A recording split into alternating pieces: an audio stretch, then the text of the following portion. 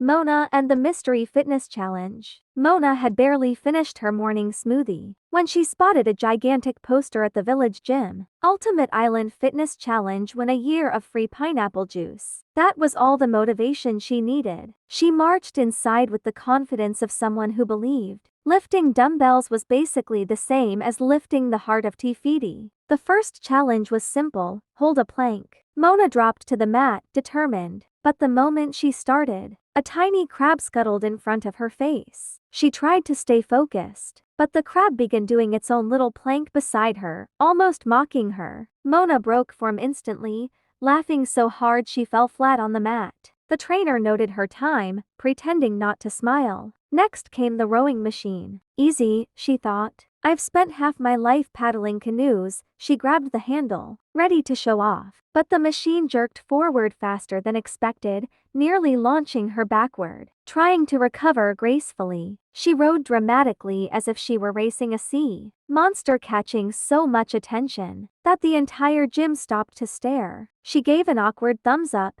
pretending this was totally intentional. Then came the treadmill. She pressed the start button, and it began slowly. Good, nice. But then, somehow, she hit max speed.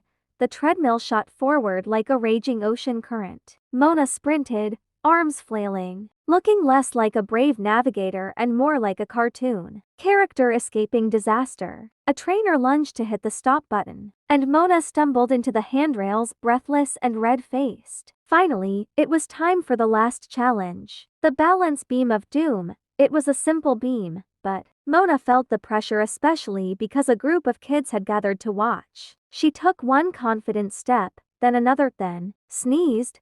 The sneeze startled her so much that she wobbled dramatically and landed on the crash mat like a starfish. The kids cheered anyway, impressed by the cool fall. At the end of the day, the trainer approached her with a tiny trophy. Most enthusiastic participant, Mona accepted it proudly. She didn't win the pineapple juice, but she earned something better: pure chaos, unplanned comedy, and a room full of people who couldn't stop talking about the girl who turned a treadmill into a hurricane. And honestly, Mona thought that was a way more impressive legacy.